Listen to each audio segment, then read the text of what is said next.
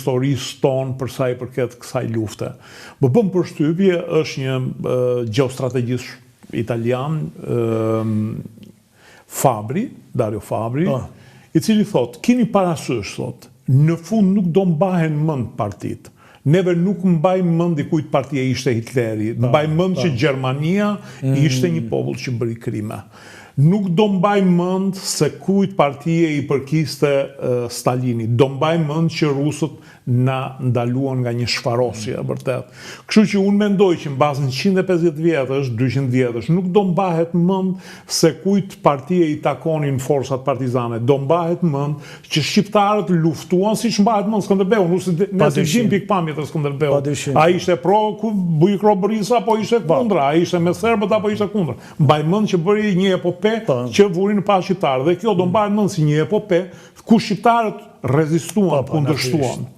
Këtu është në të mirë dhe në të keq kjo. Dhe në të keq, se kemi dhe periudha historike neve që nuk kanë çfarë thonë për ne. Shqiptarët çfarë bën atë kohë, çfarë bën në luftën e parë botërore? Jo për fajt tyre, jo për fajin ton. Por e tillë ishte situata, ne s'kishim akoma. Shtetin që bëri Ismail Qemali ja prishën këta ndërkombëtarët ja prishën. Po. Që e të buan Ismail Qemalin në janar të 14 dhe sollën një princ që erdhi si Liza në botën e çudirave. Princi vit që e mburin tani ka ke parë këtu ke ne që princi është princi parë, shteti parë, princi vitit, princ vitit, shteti parë ndërkombëtarisht i njohur është bërë ekspozitë madhe në 14 në 2014. E ai si erdhi, iku, e kupton, dhe la rëmuj të Ismail Kadarez, viti mrapsht, 1914, filloi lufta balkanike, kaloi lufta e parë botërore, filloi rebelimi Haxhi Gjamilit në këtë vend, dhe kur mbaroi lufta, neve na nxorën për të na therrur përsëri në konferencën e paqes Versailles në 1919. Shqyr që ai amerikani, Wilsoni, që vuri veton, sepse u arrit marrëveshja, edhe italianët na shitën, Jugoslave kuptohet edhe grek, po grekët e shtruan me forcë, do merrnin Vorjepirin patjetër. Kështu që prandaj kjo është një periudhë e artë tona, që i solli dinjitetin njerë, dinjiteti mi të gjitha, se duket e dokumentat që ne shohim tani të britanikëve, me çfarë serioziteti dhe me çfarë krenarie këta udhëheqësit e komandantët e njësiteve tona partizane silleshin me këta, me të huaj, me këtë kompleks inferioriteti që ka politika jo në sotë, nuk e gjën, madje erdhi me arrogancë, kur duhej me arrogancë silleshin. Kur i thosht ai do i çoni çetën ose batalionin të sulmoj, atë e dim ne, i thoshin. Kemi ne planet tona. Ju po të keni, hajde, shtroni me ne, i bëjmë planet përbashkëta, po që të bëni plane ju aty, ke çadra ju, e thoni që të shojmë... Na ngatroni me indianët. Do me thënë, është vërtet, prandaj e zë në radhë parë dignitetin një. Vërtet është një luftë dinjitoze, në çdo pikpamje. Shqiptarët më të mirë në çdo pikpamje, edhe të kulturës, dhe të ngritjes, dhe të idealizmit, dhe shqiptarët më të vendosur. Më bëm përshtypje, profesor, që neve kemi një sens revizionimit e historisë të cilët nuk e kanë kombet e tjera.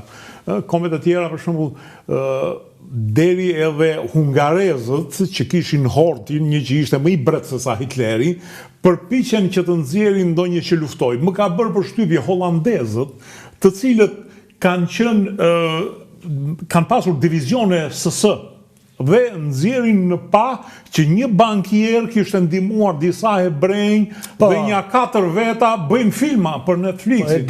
Danezët që bënin vetëm një ditë, edhe Zogu rezistoi më tepër se sa aqe, danezët që bëjnë filma se si një kompani ka rezistuar kundër gjermanëve, kundër fqinjve, kundër kushërinjve, se i kanë kushërinj. Danezët me gjermanët janë kushërinj. Dhe pra bëjnë filma, ndërsa neve kemi një lloj sensi revizionimi që ta hedhim poshtë këtë luftë, këtë epope që Unë nuk e kuptoj. Jo, jo neve, mos na përfshit gjithë tani, pse përfshin dhe vetën, përfshin dhe mua këtu. Se ne sikur e kemi unë të paktën, sikur e kam në ballë kështu këtë shkruar. Po s'është puna ime kjo, nuk është puna se po është sensi i historisë që është i tillë që duhet. Unë kam miq. Po zënja nuk duhet i marr le, po është larg e s'ka ç'më bën, nuk më rref dot, se është në Amerikë. Plumb kulla. Plumb kulla në një debat që u hap këtu, ku hyra dhe unë, nga Amerika më bie fort më kritikon. Për një çështje që ai e shef në atë mënyrë, unë e shoh ndryshe. E më thanë, ca shok, ore, është e vërtet kjo, ktheju. I thash, unë plumb kullës nuk i kthehem, sikur të bëj me mua çfarë të doj. Po i thash, mjafton që ai një familje persekutuar, një familje rreshtuar në krahun tjetër gjatë luftës dytë botërore, gjithë familjarët e tij. Ka thënë, unë përulem me respekt para tyre të rejave të rinjve që dolën dhe i dhanë jetën për lirinë e këtij vendi. Me atë ai është në rregull për çdo gjë. Thashë kështu që pra revizionimi ky duhet të jetë. Nuk kemi pse ta bëjmë ne të themi, siç thotë dhe na një drejtues, edhe sot, jo në kohën e Saliut, po edhe sot, që thotë antifashizmi është një vlerë e demokracisë. Po si mund ta thuash ti vlerë e demokracisë antifashizmi? Po luftuan, po Bashkimi Sovjetik, demokraci ishte Stalini që e mbajti të paktën deri në 43-shin, derisa u hap fronti i Bazi Lidl-Hart thot mbajti 75% të peshës. Po e thon vetë drejtuesit, edhe thot Churchilli, kur e thot Churchilli që ai e mbajti frontin. Ç'është kjo? Pse e gjykon me të sotshme, me që është, do me thënë, ose me të theme atë që ndodhi mas luftës. Ore, mas luftës, në qoftë se më lejon të them, sjell shembullin e Napoleoni që luftëtari i revolucionit francez 1789, apo jo? Mbi revolucionit. Edhe ishte një oficeri i gradës ullët, i shkathët, u fut, dhe u bë mori frenat e Francës. Dhe u bë perandor, do me thënë ai që bëri republikën, riktheu monarkinë në formën më të lartë, perandoria franceze, apo jo? Po. Mirë, po ti s'do hedhësh prej këtij Napoleoni të hedhësh revolucionin. S'është puna se solli klasën punëtore, nuk solli klasën punëtore e revolucion. Po përmbysi një rend prapa mbetur, rendni feudal.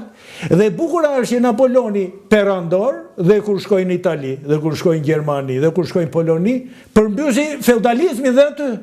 Dhe vuri rendin, vuri kushtetutën e tij, vuri ligjet e tij, ligjit, kodi Napoleonit, që përmendej është baza e së drejtës në të gjitha vendet e Evropës sot. Kështu që duhet parë historia jo me kështu bardh e zi. E filloi bardhë dhe e mbaroi bardhë. E filloi zi, e mbaroi zi. Jo. Mua më bën përshtypje diçka. Unë edhe nëse do isha në krahun e humbësve, vjen një moment kur ti i nënshtrohesh fatit dhe thua, po, ishim gabim dhe këtu mbyllet kjo histori. Se ka qenë gabim drejt që e mori, është, do me thëmë, vërtet komunizmi kishte problematikat e tia, po nuk është se ky në krahun tjetër kishte ndonjë teori të drejtave të njeriut. Ky kishte teorinë e skllavërimit të popujve. Akoma më keq, do me thëmë. Dhe kjo më bën përshtypje, ti nuk mund ta fitosh një luftë mbas 80 vjetëve. Ishte fatkeqësia ashtu e gjykove në ato momente dhe kjo histori mbyllet. Neve kemi dëshirën që ta vazhdojmë të fitojmë një luftë. Mor po s'është ky një herë, është gjyshi se jemi tani 80, është gjyshi, katra gjyshi i ti, po ti ç'ke më ndërzi? Ashtu. Lëja përgjegjësinë atyre, e patën gabim, edhe shumë justifikime si po e bën ti tani, ashtu e paj nuk ka në luftë, ndajnë gjërat. Janë periudha paroksizëm, do me thënë, në lufta i thjeshton gjërat fare. Nuk ka